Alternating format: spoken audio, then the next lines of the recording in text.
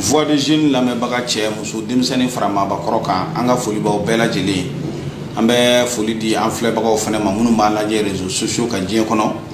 an ka foli b'aw bɛɛ lajɛlen inshallah bi an ye wuli ka jɔ kɛ sunkalo tile 2 kana an fa an ka cɛkɔrɔba n'o ye alimami ba ye an ka masala fɔlɔ kɔfɛ a jara maa caman ye a bɛnna maa caman ma bi an nana kana a baro tuguni ngana jananga baro in daminɛ alimam ba maa minnu bɛ n'u ye video in lajɛ diɲɛ kɔnɔ a cayara minnu y'a lamɛn radio fana na o cayara nka kɛrɛnkɛrɛnnenya na minnu y'an wele n'an b'olu dɔn an ka kura fɔlɔ min bɛ n'o ye Tumani Jabate ani yɛrɛ jatigikɛ dɔ Kola Cogari o bɛɛ lajɛlen y'an wele Côte d'Ivoire Tumani yɛrɛ bɛ Côte d'Ivoire nin waati na ka d'a ka frontière datugulen don a bɛ k'a ka baara dɔw fana kɛ yen ko ka foli lasi ma k'ale Tumani yɛrɛ ye sɛgɛnɛ kalanden ye inshallah k'i b'a dɔn a fana b'i dɔn n'o tɛmɛna ka bɔ yen an karamɔgɔ kuru bɛ jara yɛrɛ tun kan ka se bi nka darila dɔw ye a bali ka na a fana ka foli bɛ kɛnɛ kɔnɔ a fana ye sɛgɛnɛ kalanden ye bi an y'a kanu i ka masala dɔw bɛ yen i kumana sɛgɛnɛ Ahamada a mawula kan an y'a kanu i ka dɔɔni fɔ an ye o la bi a n'a ka mugadamu 80 ni dɔɔni i da sera ninnu ma n y'a dɔn nin tɛna se ka kɛ heure kelen baro ye nka an nakun kɔni ye nin ye bi ani i jatigi minnu bɛ yen i ka foli lase olu fana ma alimam ba bi an nakun de ye nin ye sɛgɛnɛ Ahamada a mawula o ka baro assalamu alaikum wa alaikum salam wa rahmatullahi ta'ala wa barakatuh. Bismillahirrahmanirrahim. Alhamdulillah rabbil alamin. Allahumma salli ala sayyidina Muhammad wa ala Muhammad wa sallim. Wahdahu la sharika lahu wa sayyidina Muhammad wa rasulullah wa alihi wa sallam. Ya ko cogo mina o cogo do.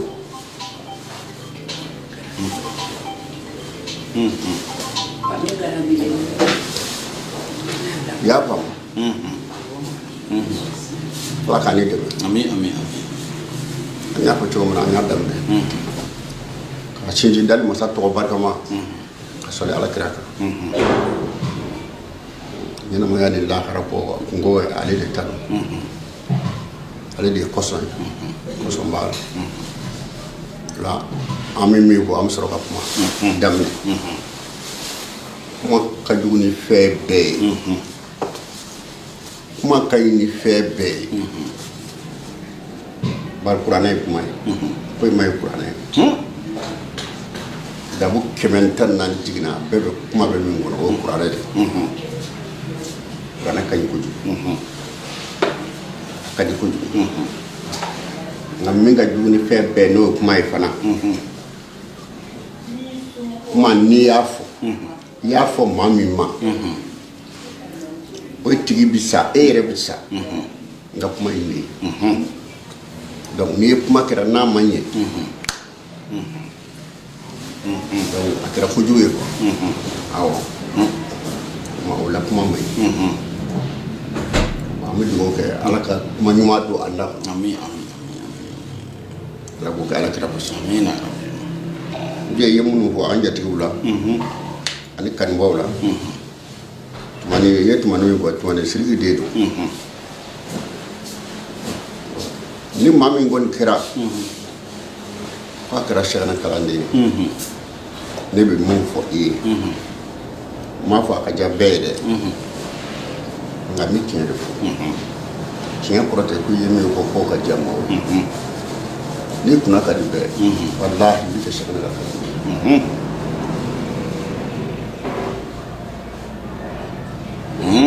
ale ye min k'a ye olu ka ɲɛnamaya o cira fɛn min kama waliya tɛ sani ka ala kira na sallallahu alaihi wasallam wali kun bɛ yen nka kutubu kun tɛ yen kutubuya fɔlɔ o de ye Sɛdina Ali ye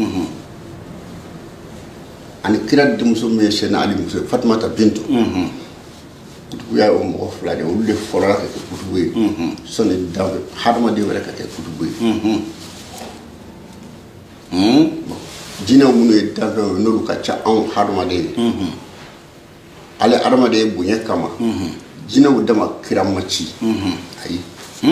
bɛ anw de nɔfɛ jinɛw dama kitabu ma ci i n'a fɔ kuranɛw ni tawritaw ni lezina ni zaburu u bi kalan anw de fɛ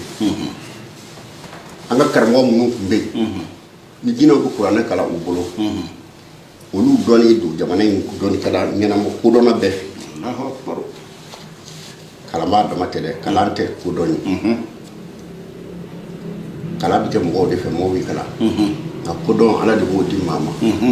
tuma n'i ye kodɔn ni kalan na kalan bɛ fɛn ye nka n'i kalan na ni kodɔn ma di ma kalan in tɛ foyi ɲɛ a bɛ fɛn de tiɲɛ jinɛw tun bɛ kuranɛ kalan minnu bolo o karamɔgɔ an b'olu dɔn jinɛw tun bɛ kuranɛ kalan minnu bolo dɔ fɔ an ye ka Bɔkari Ginjo tun bɛ Ginjo cogoya min sira faamu jamana kuranɛ dɔnna tun ka dɔgɔ a ka waati hali sisan maa minnu ye kuranɛ kalan a bolo n'u o ye kuranɛ kalan e ɲɛna sisan kuranɛ dɔnnaw ɲɛna sisan u b'a fɔ ko ko kalankan min bɛ nin mɛn ni Alifa Bɔkari Ginjo ka kalan ye Sheikh Saladi ko a ka sigi Ginjo komi a ɲɛ tun b'a dimi ɲɛ tɛ kɛnɛya a ka duguta ka ca garibuw taa se maa 500 maa 600 minnu b'a nɔfɛ sisan a bɛ se ka fajiri tɛnɛ dɔrɔn a b'a fɔ aya n'a bɛ moti sisan a bɛ se k'a fɔ ko baasi tɛ an bɛ taa Segu bi sudali t'a la bolimafɛn kɔnɔ don t'a la ale yɛrɛ b'a sen la a kɛra cogo di jɛnɛ m'a fɔ k'i bɛ yɛlɛfɛn mara bilen ayi bɛɛ bɛ taama o y'a dabɔlen Seydou Sala k'a ma ko jinɛ minnu b'i nɔfɛ n'u bɛ ka kuranɛ kalan i ka ɲɛdimi ye olu de ye nɔ ye parce que u bɛ tɔɔrɔ i nɔfɛ e ka duguta ka ca ye dugu kelen ɲini i ka sigi o dugu la o tuma i ka yɔrɔ dɔ jira i ka kalandenw na minnu ye hadamadenw ye n bɛna n ka jinɛw kalan nin yɔrɔ in na maa kana se hadamaden ni jinɛ tɛ kelen an ka jan ɲɔgɔn na ala de bɛ mɔgɔ kanu i ka fɛn dɔw ye n'a yeli bɛ foyi la ka da i jogo kan kɛrɛfɛ faamu n y'a faamu kojugu wa n'i bɛ sigi dugu la t'i sigi Ginjo o ye an ka Ginjo alimami ka dugu ye n'o ye Baba Amirideni Asata Amirideni Kɔnte Amirideni Abudulayi Amirideni Asata Amirideni Kɔnte Amirideni ala ka hinɛ a la kabako ala ka hinɛ ni silamɛ su a n'a bɔnnaw a ye min kɛ o tɛ falen ala tɛ mangɔlen juguman siga t'o la o ma kɛ quoi a n'a denkɛ fɛnɛ ala tɔgɔ ko Al-Mutakim a denkɛ min fɔlɔ ye denkɛ fɔlɔ ye an bolo mun ye Gawusu ye n'o tɛ o t'a denkɛ fɔlɔ ye a denkɛ fɔlɔ ni a dɔgɔkɛ min bɛ Segu min banna Segu ko Alifa Nuhu Alifa Nuhu alimami ko n'ale ye denkɛ fɔlɔ de ye fila ye donc o denmuso de ye Kɔla fana muso fɔlɔ ye Kɔla fana alimami nɔnna fa kelen ba kelen min kɛra a fɛ ka tɛmɛ diɲɛ bɛɛ kan badenya la c'est à dire ka nɔrɔ a la quoi n'a ko min hali ni ɲɛ ŋunu tigɛ a la a bɛ si ma Alifa Mɔrɔ de ye o de ye Ginjo a ye Kɔla fa ye o ye alimami nɔnna de ye Kɔla t'a fa dɔn kosɛbɛ mais alimami de y'a ta fa bannen fitinin k'a labɛn c'est à dire larhamiw la ka fɛn k'a ye mɔriw tɛ se fɛn minnu ɲɔgɔn na ala y'o dɔw kɛ alimami ye mɔriya tɛ se o la f'i ka don maɲumanya bɔlɔ kɔnɔ n'o tɛ tɛ se k'o dilan mɔriya tɛ se k'o dilan i delila k'o fɔ an ye alimami kan i y'a faamu k'a ta ka sin ka n'a bila jɛnɛ k'a ka taa kalan kɛ k'a ni mɔgɔw bila ka taa fana sɔni maa tɔw ka pasi kelen kalan a Kɔla tilala kalan bɛɛ la a bɛɛ fɛn fɛn sɛbɛnna k'a bɛɛ kalan k'a ban k'a sɔrɔ tɔw ma tila pasi kelen na ka sɔrɔ k'a minɛ ka gɛrɛ a la donc n'a bɛ taa jamana o jamana a bɛ taa dugu o dugu a bɛ Kɔla de ta Alahu akibaru o tora kalan na o dilanni de ye k'a ban ka tila k'a fɔ n ye alimami ba a don su 3 heures a ye Kɔla wele Kɔla nana a ko alimami ba i bɛ dugawu kɛ Kɔla ye a ko an bɛ bi min na hadamadenya cogo a n'anw ka cogo tɛ kelen tɛ an ka waati tɛ kelen ye ko ka ne ko la ta ka der ngani mo ko bala su ero eri ne ko kola ko mi kola bene lamne ngara ka ba mo suta ko foka na ke ka mo suta foka mo so ga fly ne ko kola su wati kle wati kola bene lamne ngara Allahu akbar kola yin susuma ala ti susuma adana o mo losu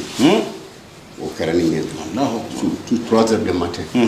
ko yaro fana o mama ja kagale dem sena kagale awara mami dugo ke asigra bi nyode alfa bokar pinju ma yero min jira ko abi jino ko wala dafuye ayo fo mo gobe flaka kelinde ya korobo kanga mo ke bado biya ya simele ba afa ton amat fondo ko khani o e kala do ke abulo o e ya kala fendo ya pam munu umi mo ko wala da ko bala sungalo fe dina ko mi tawhid ke karamgo mi bana bulu dok me fatine ko karamgo harno terera abe dina ko tawhid ke gwa mi koro o gwa mbe nga betay ko tiana palli mami mbay ki basoro dina ka telika nga dulere tay ko harne terera fatine amodi bisi safa terera ni cɛw caman tun bɛ anw fɛ yan babɔ de tun bɛ babo in ba kun ni cɛ ni jaka dugu la kɛrɛba babu de yuma haba tun bɛ su a la fa ye masila ye masila o fa ye bakɔrɛ sila a bɛ fɔ sila minnu ma sila bi ba n'i ye bakɔrɛ mɛn o la o b'a sɔrɔ o tɔgɔ ye mahamadu de ye bakɔrɛ kɔrɔ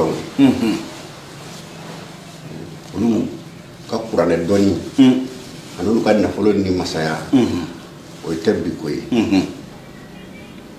olu bɔra bakari halima na olu tun ye jinɛw ka kuranɛ karamɔgɔ dɔ ye juma haba a ye san 60 kɛ suwa la ani san 6 a ka sigilen kalan kama san 66 in na kalannen maa ba kelen ma ban a bolo san 66 muna ka kalani da ko fe peut-être n'a sɔrɔ bɛ ka kan do ba ka ja fe karamɔgɔ da tun bɛ bukasum la ko joro karamɔgɔ bagay keita nyaay o re ko lan kala wo a denga be sisa nyaay voilà mama ja nyaaru karamɔgɔ dinga mama ja sew anyo ye kosobe yebo chama biya olu ye kurana kala ale de bolu ma haba sala fatura fatudo cheba kele mabulu kurana kala na Allahu akbar ya fam e ka jete sambi woro ni samoro je dugu jewo je garu do ka wala mi dafa o bibla sinu so mo data bu dafa sambi woro ni samoro je dungu do garu do ka wala bi dafa kurana bi dafa bita sambi woro ni woro garu massa ayo ni ala sambi woro ni woro garu ma kurana ni na ni ala mi adima jona voilà Allahu akbar ku ye dina ko kurana karam go do ya to famna ba ci sa Sheikh Amada Ahmada Amahula Ahmada Amahula koro de benna kuma ganza ke ko ala yɛrɛ de ye cɛ min kisi c'est-à-dire ki itana walima ki tanga ka fɔ ten e b'o kɔrɔ dɔn a kisi mun ma voilà o de bɛ yen ka kisi mun ma mais kɛlɛ dan ma kɛ a ta ye wa u m'a denw minɛ ka faga o kɛra o tɛ kɛlɛ dan ye o ye dan ye tubabuw m'a minɛ ka taa wa a ma kasow kɛ an jɔfɛnw bɛɛ la wa ne ko ko ala ye cɛ min kisi kuma ala y'a kisi cogo di nin bɛɛ y'a sɔrɔ ala y'a kisi cogo di voilà voilà o kuma de bɛ yen kuma bɛ yen wallahi ba a wala wala ni a fɔ cana malama mumin billahi o de cana mala ye Allahu akbar. Akele anta don folo de ayi amate folo shana mala naneni ana tali ani biche ande chedo se da fo mi bolo bishi mo ko mu'min billahi ala yɛrɛ ko cogo min ko ala yɛrɛ ko cogo min ala yɛrɛ min fɔ min yɛrɛ bɛti ala yɛrɛ de b'i kɛ ten n'o de tɛ se ka kɛ ten a kɔrɔ o de ba y'a faamu n y'a faamu kana kɔlɔsi n'a ka dɔnni ye tile 15 dɔnni jumɛn n'i ye fɛn ye du in kɔnɔ sɛgɛnɛ ka jugu o la tile 15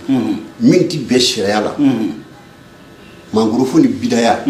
tile 15 ko a ma sɔrɔ maa min ka so diɲɛ kɔnɔ o ye sɛgɛnna mala di Allahu akbar jugu la mangorofo bidaya sadiri n'i ye fɛn min kɛ baraji t'a la jurumu t'a la o de ma sɔrɔ ale la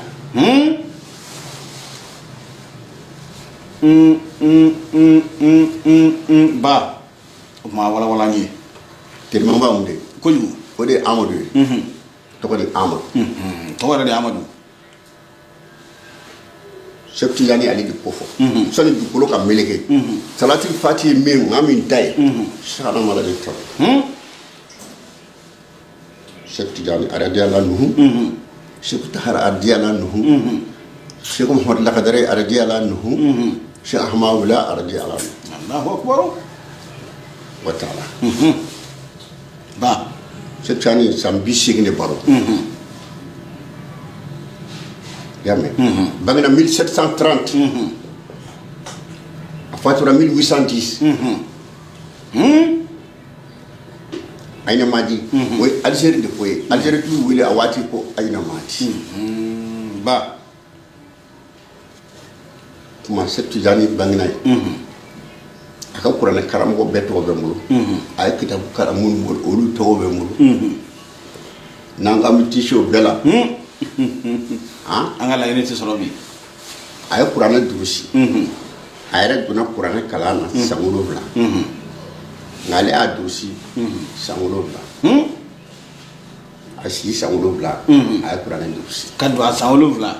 ka durusi a san 7 i y'a faamu Allahu akbar kuranɛ kalan ka n sera ka ca dɛ 7 an bɛ min bɛ kɛ an fɛ yan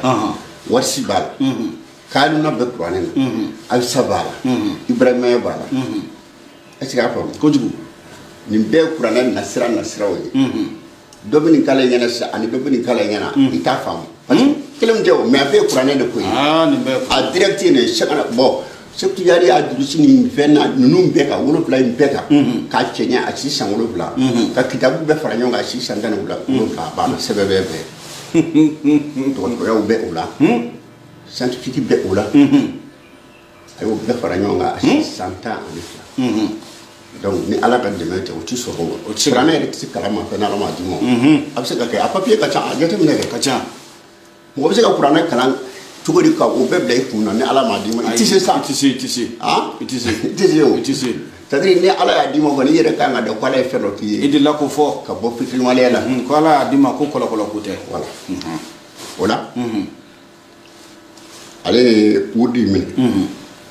a delila ka don wurudi sira dɔ la u b'a fɔ o ma sancariya a delila ka wurudi dɔ minɛ u b'a fɔ o ma nasiriya a ye dɔ minɛ u b'a fɔ o ma kalibatiya a ye dɔ minɛ u b'a fɔ o ma kadiriya o de bɛ anw fɛ yan o de ye yan fɔlɔ ye sɔnni tijaniya ka diɲɛ yan voilà donc salati fati in dile a ma a b'u sama wuna ala kira fɛ a bɔtɔ maga n'a ka garibu cɛ 2 u ye san 40 ni san 2 de kɛ kaliwa la garibu cɛ 2 bɛ yan fɛ ale yɛrɛ bɛ sunɔgɔ kɔnɔ i b'a dɔn manu ka ko a bila i hakili la diɲɛ ko de don diɲɛ ko tɛ dɛ ni diɲɛ ko don i ye kalan kɛ k'a ban ka magandaw kɛ o e bɛ taa san 40 ni san 2 kɛ kaliwa la i k'i bɔ kɛnɛ ma o ye si bannen yɛrɛ ye e bɛna mun kɛ e bɛna mun ɲini a bɛɛ o ye si bannen ye maa ko ma ban tiɲɛ yɛrɛ la diɲɛ ko donc tɛ a dabɔ ko de diɲɛ ko tɛ siga t'a la fo de ka faamu diɲɛ ko bɛ se ka sɔrɔ a la voilà nka a dabɔ kun tɛ diɲɛ ko ye ba parce que ni ala bɛ maa sɔn ale b'i sɔn fɛn na e ma min yɛrɛ ɲini hakili tɛ min na ba ye siga t'o la ale de bɛ se k'o kɛ i hakili ma to min na k'o fɔ ala ye ala bɛ se k'o de ala de b'i sɔn i ka ɲini fɛn la ka tila ka fɛn k'i ye e yɛrɛ tɛ min ɲɛdɔn i ma min ɲina siga t'o la voilà diɲɛ ko min b'a sɔrɔ a la o y'o sira ye o y'o ye ba bon wurdi dum be dili ko mo na nana awa fasi fasi ye Maroc ye odo fasi taye amu he kaburu jura de yasi fasi so chani mo he to wadi mo la Idriss amoke wodi fasi tutke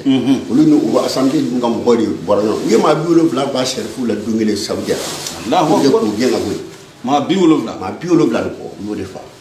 ba pour ko jamana bla munu be sa ko sira jamana voilà wala na muna ni sira do wi pour que mo mo ni bi sirfi boye c'est-à-dire ani mo mi yara mo do be lu bang ba ko ni fo tikele ni tu sira bang ba ko la do bi haram bon mo mi bi sirfi boye ni fevre gira la mo ko bola mo to la donc pour que mo ko ni ngo boye ni sira chama di pour que sirfi ko damate de ka mo do boye o tibe mo ka ni filma mais et me ba ko yira ba do kalo do parce que afa o de la mba ko ni bi sama fen la bi tika kay on a no siraw bon nous nana fasi tout yam da Idrissa so tan mo he o de o kabul dura se taka se ya ko asigira ani wal bi mun ñoy to be ko se ko taybulu wazana ani mun njera dal ko ma yame namu dobe ko Amadou Sakaliyu he ni para fashi bi jijakati o ka kabure ko ko Sénégal se ko tanira akbar sisan ba amna Fatou Samina ka kalande do be ko Cheikh Tahara ay ce bilibili no mo Cheikh Tahara doy ko Cheikh Tahara kana ale botil misani ko be sirifo siri jamana bashar ansar kan jamana tilmisani be Allahu akbar sir gay be yo wele ka kana ko bonne ko wati sira felo be mbulu muna dima ikada tima manga Fatou ka tura be nota o cheni kali ba ko mi salatul fatih dima ikati kingini nga bodu gurte boje manati foye fenza bade be mo fi min tado ne Cheikh Tani ko ne na je me fenza bade la to ko Amad ne re to ko Cheikh Amad abato ko Aisha ne Cheikh Tani bato ko Aisha Aisha ko to ko Abu Abdullah chein to ko Amad fatuwa Muhammad ne Sufyan to ga Amadu fatuwa Muhammad o Muhammadu Salim Mode ba kirama ba mu nya famu o kuma anje men sabada ando ko kilini an fatu ko kilini an ba to ko kilini na yo soro chemina sherifi do sherifi mi do hadi beki do o de tay salatul fatih so de je kamuli ala so kaso saboti ala kasoro ka di Cheikh Tahara bon a diro lu mom nga o tara muso bebla wieble nyemi bo am taka so ko do ko bare ko di ene ma e di ke fem no ngo mu yedna de wala o ti normal dai wa ya dai ti fefe no e wala normal de o chen yanu ko nyele ko donc ba ndara muso na fem bebla ka jiya ka ma ko mi me bolo modo do ai te mi no e mo to do te si so ni so re ma bi muso ni de umbe to ni ngama na ko sha ma wula ni amai bon mo mun sebe mun do ko jena boliti du ko ula sebe ali qur'ane gundo be ni qur'ane do no mi o ba fi ni bi to ka wurdi ni to ka kalam iti bo du ko ka abada ni ala ma ji Allahu akbar bo wa iti bal ati bal no sha ko ti ko qur'ane o fe mai ni qur'ane do no ni ko ti ko gele mai asiya ko donc aka wati sira afana Cheikh Shimam wili wa ko Muhammad Bakhdari nga balo do la andala ko ni service la famille fo fatu do funu bunen nani jo seli rola kabru dala mo be ka seli ashuka funu buni jo seli rola ikene mo seli bana minge funu labana ka taa kɛɲɛ kɛ fɛ mashallah ko bitima ba tabure ɲininka ko a ma nin ɲɔgɔn ye dɛ funu kana jɔ selifɛrɛ la an tilala seli la taara tɛ funu laada kɔrɔ ye wa a ko funu kun tɛ nka n'a ye ɲininka ma fa ye a ko Muhamadu lakadari don leeru bani na wo bisimila juma haba cɛ n'a fatura a kana jara a kana seli a kan a ko funu n'o de ye komi ale ma sɔn ka yɛrɛ baganw ni fɛnw bala kadiri a kana na olu tɔɲɔ ko jamais a kɛra funu ye kana kɛra funu ye kana tila kɛra jana dara fa taara Allahu akbar o sɛgɛnna mala ka fɛn dira o de ma ko k'a ɲini segu taara fɛ donc a dira Muhamadu lakadari ma o fana y'a ka denbaya bɛɛ to yen ka yafa ɲini ni ma ye n'a hakilila kɛra fɛn o fɛn a y'a furu ne bɛ min bɛ de bolo mago b'o la ka tɛmɛ diɲɛ fɛn bɛɛ kan o la o fana y'a ɲini ala o de ni Cheikh Ahmadou ye ɲɔgɔn ye ka salatul fati gundo fɔ a ye k'a sɛbɛn dugu ma Seku Tahara y'a fɔ a ye cogo min Seku Tahara ko Seku Cani y'a fɔ ale ye cogo min na n'an y'a sɛbɛn n'a ye o jiri la a b'a sɛbɛn jiri la larisi la marxiste wala a b'a sɛbɛn i b'a ye donc a fila bɛɛ ye kelen ba donc Seku Sumame ye sagana de ka sɔrɔ ka ɲɔgɔn ye ɲɔrɔ a sɔrɔ Zawiya bɛ yen tɔgɔ ka Zawiya bɛ yen kabalakaw fɛ kabalakaw ye dugu maaba ye tɔnukɔ bon problème bɛ yɔrɔ min na sisan sigana ko mankan wulila yen de 11 ko ni 12 ko voilà bon caman bɛ se k'a fɔ tubabu de y'a minɛ mais tubabu tɛ i b'a sɔrɔ les vieux ko caman kɛra an ka jamana in kan ko tubabu tɛ dɛ mɔgɔw an yɛrɛw de y'u su ka bila an maliyɛn dama an yɛrɛ dama o de bɛ yen o problème de b'an kan awɔ nin ye tiɲɛ ye dɛ n'an maliyɛn dama tɛ tubabu k'i don français t'i don Mali la yan i ye 100 de kɛ Sénégal ma se ka don yan o ye tiɲɛ ye 100 nansara o kɛ Sénégal ma se ka don Mali la yan nin ye kumaba ye nin ye kuma kɔrɔma ye o tɛ se ka don n'an maliyɛn dama tɛ ka b'o kuma nata o de bɛ dɔw sɔn ni cɛ in bɛ yan ni cɛ in bɛ yan parce que u bɛnna kan de Dakar i y'a mɛn Marcel Pétain ka capitaine dɔ bɛ yen ko capitaine Fordon n y'a tɔgɔ mɛn capitaine Fordon tun bɛ Dakar est-ce que y'a faamu n y'a faamu wa ni minnu ye convention dilan ka bɛnkan dilan a ye na Mali la n'a sera ka Mali ni dugu maa fanga ma bamanan fanga ma ba minnu bɛ yen hali n'u ye dɔnnibaaw ye hali ni dɔnnibaaw don ni fanga b'u la n'u ma sɔn min ma a tɛ sɔn n'an m'olu bɔ yen anw tɛ se ka don an tɛ se ka don Mali la kɔrɔ olu de donc n'aw sera u la n'a taara a bɛ taa ni moriya de ye silamɛya k'a bɛ mɔ tuuti donc o kɛra suku vɛri de ye Allahu akbar non o tɛ est-ce que y'a faamu n'i taara n'o ye k'i bɛ dɛmɛbaa sɔrɔ i yɛrɛ la Mali kɔnɔ n'i ko silamɛya ni Ala ko k'i bɛ dɛmɛbaa sɔrɔ mɔgɔ minnu b'i dɛmɛ donc ni mɔgɔw y'i dɛmɛ dugulenw y'i dɛmɛ i tɛna se sɔrɔ wa i bɛ se sɔrɔ o donc nana tan de donc Cheikh Ahmadou la min dira a ma Cheikh Sumame ko wa baasi tɛ min fɔra ne ye e don wa fɛn filɛ nin ye wa sisan min kɛra ne b'a minɛ e yɛrɛ bolo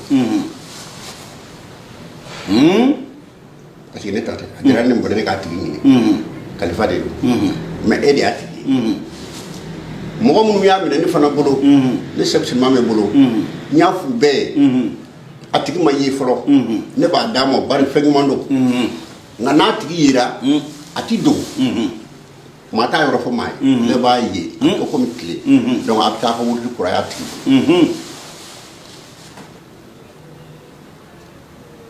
est-ce que y'a faamu n y'a faamu kuma Sumame y'a di minnu ma a kɛra ten o dɔ bɛ yen ko Alaji Tamadu John Abubakar wele min bɔra filɛ Namusola Futa Tɔɔrɛ Fɔnte cerno Abubakar weli fatu e baba gali futa o wurdi bina ma folam ngulo o ala yi tamal mi pasro an segana ma ñoy mais fajiri na bora du so fa ba ka wuddi ke segana mala ba ko be afa fa de fa fa ñoro fa ma ko ba o ala ke akwale fana ba be fa se ka bouger na ba se ka ni ra ma se ka bo ko fana ba be ka se ka tama ko suba kaba frey fani bayi soro dungili la dara salli de la section sera ka bo asisa mo Allahu akbar ni fana ko ale te ka bo ka fana ba be donc fani bayi fatura dogo ko le de no che Cerno Abubakar weli donc sita ne bi ju ale te ka du ko na ñoro bi ji kala de fi Allahu akbar jine ko do jine mu do ka du de tunu ñoro mbe ba ro ma sika alitme ngali sigira ko jine ka mo wuli ko boy da bana ya ci o jine ka ko to bashi ne ta krokojo ko be tabe ñoro ni e koronche be ba ro ci kana kala ni be ba ro na tara ko shana wala di ta fo ko tini na dina mo bi abulo kala de mata ha de na be ka bani ko nyema be ko ni de la ko abi ñoro be ñoro ni koroche ba dina kay mo la ka tas ma abogare wali dusi fani baba na dron ngana ala tamadu fe asro jiko geleabi yite kolon ko ni sera ka kolon gele mi se kolo dunya ne utana se fara do mo fara le fedo ma se ka ci ya soro ka e bom na ko mi uto nyedo machine tay bokare wali nana mi ko ala ta ñoro ya bismillah ko nyaay e ko ne ala ka may ba ni fi ka ala kama na nga shebo barka anye kolosi ande sara fara da ko do ko fara ma se ga ci ama jisoro e ka ta du ko ke kolona ala bi si am jisoro ko do to ko sobe wala itamba dum ñam anga ta ni safu sella ni kala ne nga fara ñonga kata zikri ke la ilaha illallah la ilaha illallah su 11h ko se ne rabishia ni dugu jera o na ye jabe mi soro anga sura du gowda bu ma jewu soro kala nun tara la ilaha da ko lo indala ale rebi donc 11h sira o kala ne nga se lu tara su sonu ma dugu je ko ni fara la fe mbi ko lo ndala al sisa mo ta jubal fi fara la fe Allahu akbar si afa kera mo ba mu de ko jugu mo jurali ko fara la fe na al sisa titi mo fara mo la ko ko na ka fajila tew na fara la fe mlam ko lo ndala abona na mo jina gulu ta de la e ma kuma de famu nya famu anga mo oti ta samsia samu arama de taywa ai fefe mi soro du ko choro aside adama de tay abe jino tay jiwni sanu jama lulu dabar jako mari jana denye sira fuka anyom fefe bi du bulu wala abe jino de tay ngate ba c'est avant e ma si anto pe chana malak e kasuga yorom e ma si ngane sira oni sira ibi kabakuru chana ko mi sel kabakuru munka parce que e pour wardo ne ma jamana do ko subadi do ko abintu bebeta c'est-à-dire c'est que tu gase non c'est abi sel yoro na ben kabakuru mi eren alati aso bi déserté ni bon an bi déserté bi munu ya do kasoro lu bena bi déserté cheikh la kha ni fen la ko cheikh la sene amala fi seli ulu mo ko bola ayi ulu bi wa gaira ulu ta ko cheikh la seli yoro ci akanga seli yoro billahi bi kabakuru datale ibi jija ni sira kurware ni tare ba jirila ma ndala nyine ko ala so ya ko do ko re do ko nya famia ni tarala ni kala ni mam daram ko tam wo an mo tan ko re taram ko tigi mi boran no abja ta dara kilima adarila ay asra ma del ukra salu de ukra salu zabi mi temani daram ni boray de kabakuru ali seli yɔrɔ kababaw de ta taa mɛ ka da n'o tɛ maa tigi si hali n'i tɛ turu i ti i ko ti bin tu kɔnɔ donc sɛnɛ jinɛw ninnu ka taya la kabakuru mɔra min kɛ ala yi tama de ye dugawu k'a ye a ye wurudi d'a ma a ka sɔrɔ bɔkari wɛrɛ a ka sɔrɔ ka na ɲɔrɔ a nani ɲɔrɔ a y'a sɔrɔ sɛgɛnna ni cɛ dɔw sigilen don cɛw de tun bɛ sɛgɛnɛ bolo cɛw de tun b'a bolo cɛw tun bɛ sɛgɛnɛ bolo bɛɛ n'a mɔliman ba o cɛw fɔ an ye sɛgɛnɛ ma jɛ ni mɔriya yɛrɛ i y'o fɔ an ye munna i bɛna mɔgɔw bolo fɛn minɛ k'i bɛna fɛn dɔ kɛ k'a sɔrɔ i tɛ se ala tɔgɔ tɛ falen n'i y'a dɔn n'i y'a kɛ ala b'a kɛ siga t'o la donc a ye layidu di maa minnu ko mɔriya kɛ o cɛw fana de bɛ yen i y'a faamu yàrá ka mɔgɔdamu na n delila k'o f'i ye i y'o fɔ sɛgɛnɛ maa ma kɛ mɔgɔdamu ye i b'a jate sɛgɛnɛ ko bɔ a la pewu i b'a sɔrɔ mɔgɔdamu ye ala yɛrɛ fili a yɛrɛ jogo a n'a sigiyɔrɔ a n'a kɛwale ye jogo de ani maa min mako b'a danbe la ko maa cogo a tɛ yen a kelen kelen si ɲɔgɔn da sigi jamana kan a kelen kelen si a tɛ yen u sigi bɛ dugu kɔnɔ ɲɔgɔn na tɛ yen e cɛ ka mɔgɔdamu ye voilà a ka mɔgɔdamu sen ye joli alimami an y'a mɛn i ka kasɛti la ko mɔgɔdamu 80 ni kɔ sɛgɛnna ka mɔgɔdamu kun ka ca minnu ye seeguw bɛ yen est-ce que a faamu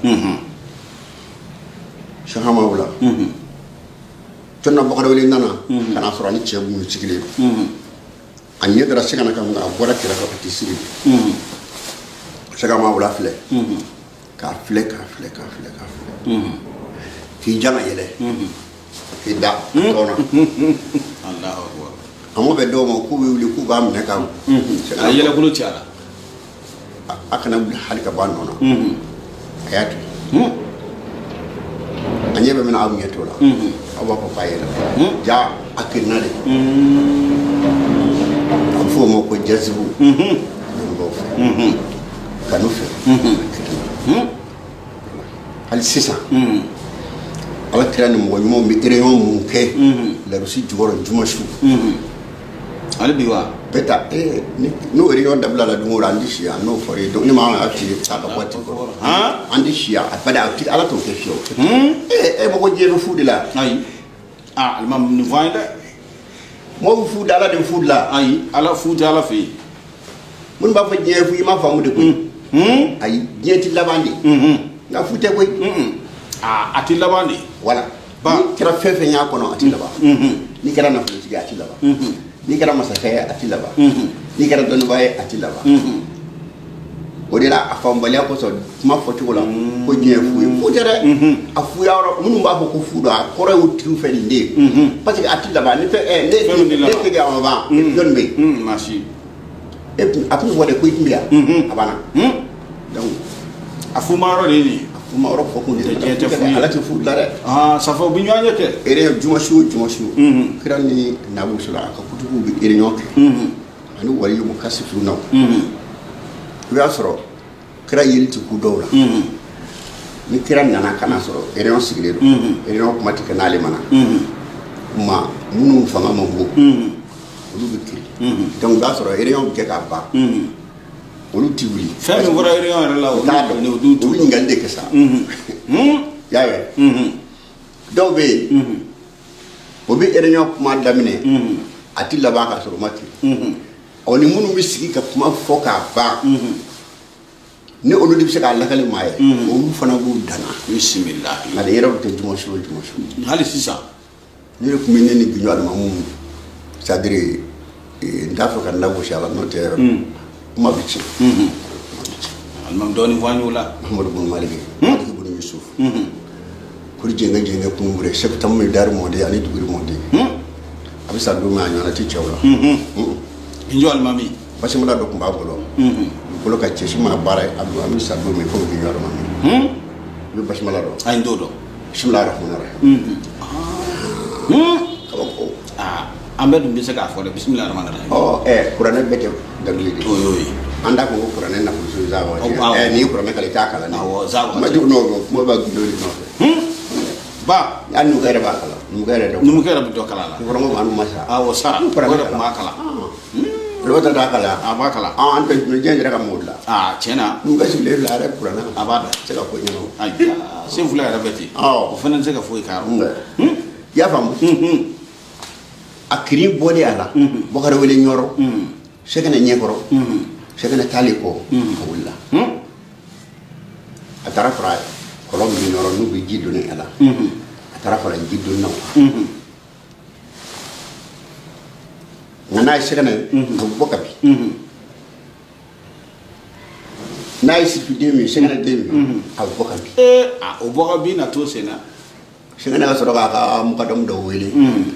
mbe ayun murtan ko kana to luban na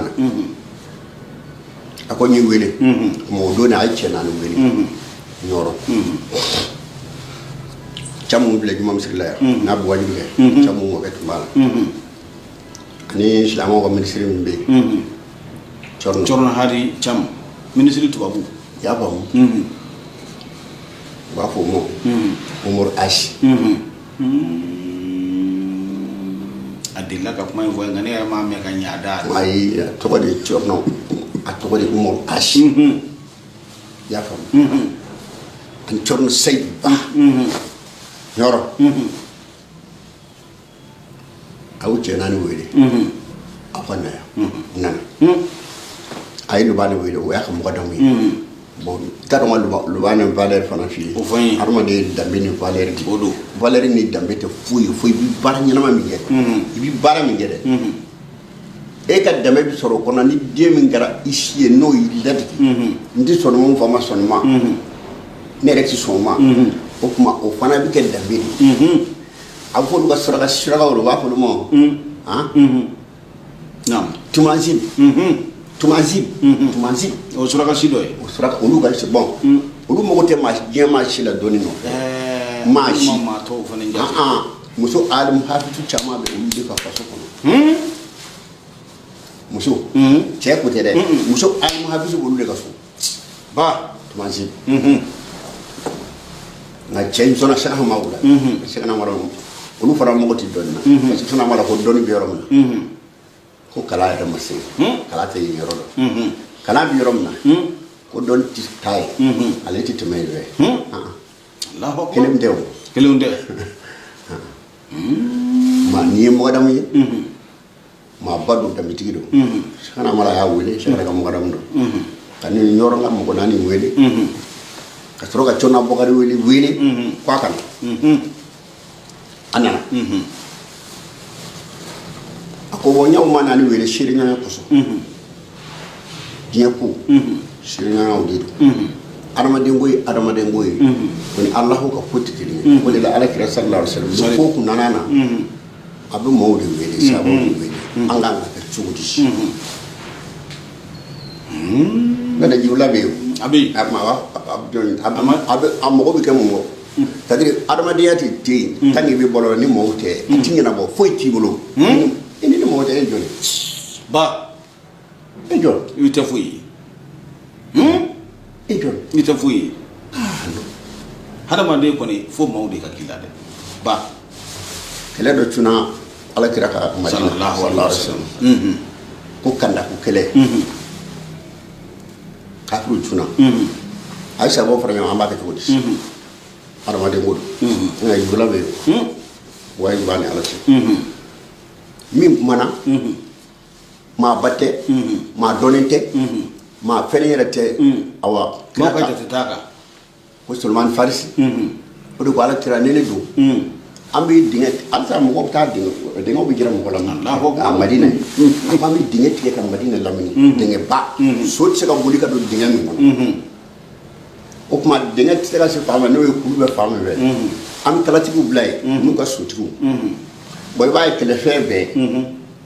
soti sahal ma kanye ali bele la soti kala fe ni kala fi so ma shekle ni fla aba tiki kenya gata ati jo voilà ibaro fami daba mi so be mi sebeni ni njo hage mi do mina ni mi shaka mi do daba mi na nya kono o te han nyame na o be so dina Allahu akbar soti jongol pe kana so siri ni tisa ko mai no e ka hera kana siri ni tisa ko atu na ma ya ko kira ko yemi ko amate bo amabe mo to ma ni ngap ma me ni kira ko mi atkete ni ngal tala ya kete kakru bolla kala chenu bulu gaina kira ka soro fa sawoy akaba je tumne hada bande buy hada ma de ngodi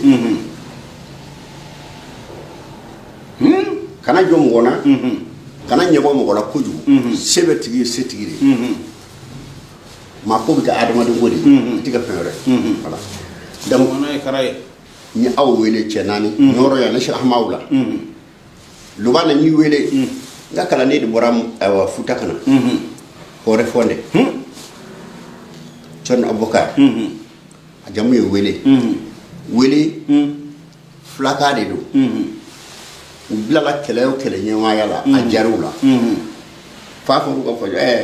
febe kadi nuna wele wele akadula mata febe na ko kadi o de lawana ka jamu wele na de jamu jawale ba voilà est-ce que fam donc wele ngarale e ma wele ma tan awma jogone na ayi ko sobe nga flawla o ni ka fasalo na fa ko o to kele nyama yalo mata kelo kala jara mata kelo kala fakra ni no won tara kala no won bala ka kele kadi wele ako ma kan fay min ndima ibita na futa bara tsega to na fa murtani abora futa kana na ide shana mala bi kiringa bi na sirfi mi atik abi kiringa bi atsega to ne fa atsega maraya luban ibita na sahili ikamara fika me ko ne shana ti nyoro ya bile ni mo me kana to kana de ni ya me ko shegana ti able fiew o may ka abla kana a wana ci ñoro yame ko ñame ako nga wele ko ako ga chere lu bana ni siraka ton Abubakar bil mara saheli na ma sia mi sara min dima mi chere wele ko lu kaye aka ke nyala ay ngono segala mala duna kaso tara burmushi tagana burmushi yana bi burmushi mu eblema ina fe dala fe ni ga ba komle yara etanye komle aywa tara burmushi blima ida ta burmushi muti ga fle ko sebe abi awa ko biri abi biri abi zunyere ka abi yere ko ya fa ba ko dumare bo alabana couleur kilenda ala couleur kilenda couleur beta akolo wane ni siraka chono mbakari wele mara sahili fu ka me ko zegra ko ndia ko nda nyoro ka segi kana bla nyoro aka sigia ni sirako ke nya fi tu ni yakati mi sara ndi bla la gaza ngoti ma bla bara la gaza mi sara mi ndima o de fleni lokini mo shimba dima donc chorna sedu ni or asu awfle aw shiri mais fini nde ya no fini alkiyama di mbada la khara fini di mbadi ma alkiyama do nga nya awole ka shiri fini fle may bolo tindi fini ka fini fini ko lu bana mo ko tan chorna ba khari man do bana tarana lo bana tarana yi dogo kungili amase ka tuli abulla lumane ya da bolla bokari wele bolla o kamana gona ya ka nyame so mene karka do la kay abaka ka kalande ni abika shi ani si biga do bera ko sidati wulde lo ma joma ko fere ko kande ni sidati wulde ba o shirku do fara ano bena sahara ko ngon wa gara de ko shara ga mo ga do be kashi mugeri la ako ko bakara ko sama wula ne wele nyoro ka kalanden ka fana ka tila ka fini jira na ko alkiyama ka bo fini dia o be kara kalanden min ko so ne na ne kalanden to ko kun kalanden bulla ne ba ko kalanden ni na sikundi o ko ha ko ake kan kono ta o yi kun korta ay kun korta wo ako chono bakar wele ako jati ako afle ka jibo ko na nyoro ta ba soro ko na la sisa ba ka jibo ko na ka furu ko la Allah ko shana ka kala no furu ko la afle ta ase kana nyoro kana soro ko na la ana soro ka me ka ta na Allah akbar ci bigam yo fana ka ko de to sida ci mulde o fana sirfu kangara doye cew ko kanwa ci mo manga ha sirfu be ani sirfu tekle sirfu tekle sirfu sharif voilà akacha jare ni sirfu na bi sira kwa jabti ni manga boro kwa bi sira sirfu te Allahu akbar shamri sirfu te sira ni sirfu ko bakilu be ko min difi ati maçon ka fembo abulo ko manu gama sirfu te fiu ngabe sirfu ka sori ma do be sirfu ka so ngata sirfu alama ko gati mashi wele ifata wala aya fo koro me sutura ko te sutura do madama babe chemo odino we na gara fata wa ko lamtina be ke balawi donc adama ala be adama re fa be sutura de fe ola o chono bogari wele o de nana sigi nyoro segana tali ko 41 o sida segana ere abba Aïssa Diallo ha kabako nune sawu mani muso ko do bara bana ma ben no ma ka sa muso na lumay ni ben muso na lumay mo ko sa o mo muso na lumay du fa me alma la ilaha illa muhammad rasulullah ne ko na le si sa nay ni chena yaro muso re dara ala fe fa ka cheli nege muso re da ku ala fe o de ko chene nege kadiri na kamana wale uye na anise ko ele na sisa anye yaro ma anye shalti ni mpune kuna ala shebolo de fo aka bosuke multiplier mo dangana ko ni dusu kun sirana ko bido nyeda la o chen sigato ni me dusu kun nyeda ba abigira nyeda ba di baji o chen na ni so ko da bido nyeda la musu de ba ni ngara o de la mba fi ni musu ni chewte a fi musu tisene na kana jigano min ba ko te muso sebeli okay enra ni muso sebeli abi to aid no fati ni ga ka to ki ne we ki ni ga iba fo kini na fo de ni ba fo enga iba fo mi mo kana ta ndita o bitla ka kuma me be ke bi so ma ayi ha ayi ti so kana ke mbake afle ira nyumana ala kota chara ala mbake afle ono be kini trema mu afamuna donc o tise chela mais ni muso kera sebe kwa yi muso ya ere kundo mi che ne maga shilama ina ga horo ina ke horo dan la kon kanije awo ni maga shilama ina ga horo ina ko do tra sala tula walla na kana tambita nga che fana se chela sa ayi yambe muso adara kuminga mawoni muso na lo ma fokoroti ni chenye kumune nana abapa muso to anda manya kumbe bida na kana ndo nyama ka wuru bugo imaje e ga jena bo ku be ibe jena bo simuna la hara ni ngadu ko o ma o cheyni na so e kudo onya kumune onya binyini wa e ba ko na kina ke nani do nyona era to nyi ni re o de muso na lo ma muso na lo ma de ni wala o de ko so ngoni benen muso na lo ma perdila i perdira perdi ni gagne muso ko de awo o kera lotole sare o de do de bismillah ale warti ya taso na fulti ya taso ni gara ben bay o taso muso yere sebe yere muso yere minga di yere ya no ba fode mo chebe muso fu ide umba ani yere muso tikele da ibo fo o chen ibo fo abi de mo muso prepare chama ka de nyama ni ulo de ka chawo o de ka ca muso prepara o ye wulumuso ka den wolo sa dɛ a wala o si yɛrɛ de don e n'o tɛ den caman wolo yɛrɛ kungo la wa a y'i kunda la kelen bɛ maa ɲɛ a b'a ɲɛ basi de kun m'o fɔ an bɛ soso ba ye baaro jara i ye nin fɔ an ye ko sɛbɛn man ca a ko baaro e mun ne ka dugawu kɛ ko foyi t'e bolo an bɛ nin kelen quoi ko Amadu kelen bɛ maa bɔ ko ɲuman kelen bɛ maa bɔ ɲuman caman tɛ sɔrɔ ba o de la an b'a f'i ye ko cɛw b'u baw bolo tɔ ye miniti 5 ye alimami o la ni min bɛ yen i b'o fɔ wala ala k'an bɛɛ ni muso ɲuman ye amina alimami ala k'an bɛɛ ni muso ɲuman ye baro in ka di an da tun bɛna tun maa min na sisan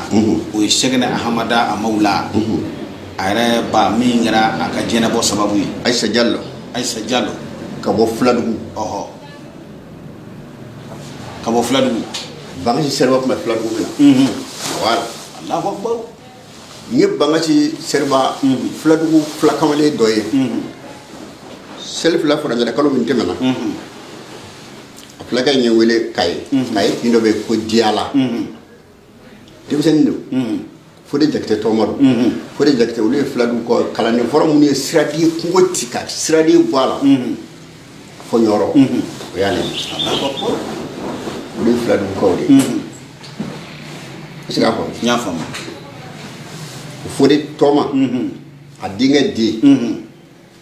o de ne wele Kaye yan n taara yen n ye su fila ka fɛ yen y'a mɛn o Fode Jakite a denkɛ dɔgɔkɛ denkɛ in dɔgɔkɛ tɔgɔ tun ye ko nawusula ko Hamidu Jakite n'a fɔ voilà Hamidu Jakite a tun bɛ anw bɛɛ kɔnɔ min yan sɛgɛnɛ kalanden comme olu ye kalanden fɔlɔ ye kabini a maa man ca kalo o kalo ni kalo jɔra a bɛ salatul fati siɲɛ 100,000 ni 24,000 kɛ diɲɛ kalo o kalo capitaine Kamani siɲɛ 100,000 ni 24,000 Allahu akbar a fɔra ko n'a m'a dabila k'a tɛ si sɔrɔ a ko ni maa min taara ka o ɲa n da ma fɔ ta yen na k'i ma lafiya o ye tiɲɛ ye dɔ wɛrɛ bɛ diɲɛ na n da ma fɔ ta quoi awɔ n'i y'a mɛn n da ma fɔ ta e ye dɔ fɔ ou bien o don e da t'a la ni da b'a la an n'o tɛ n da ma fɔ ta t'a la an bɛ mɛn a fatura ala y'a kɛ n y'a muso sɔrɔ yen Hamidu Jakite ye muso sɔrɔ yen kɔnɔdiminika ye a ko i yɛrɛ bɛ ne cɛ dɔn fani ne tun bɛ baro kɛ kɔnɔdimi yɔrɔ min tarata donya fɛ o ye Sanusi ye Sanusi ka bulon kɔnɔ bon sɛgɛnɛ kalandenw min bɛ ka maaba ye o ye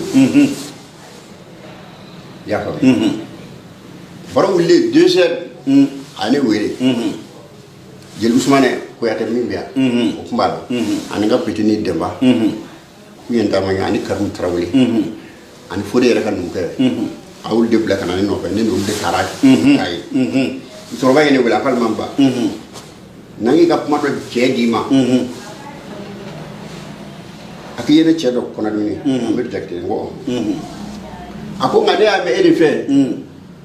ko ni muso ye furu bonya ka furu bato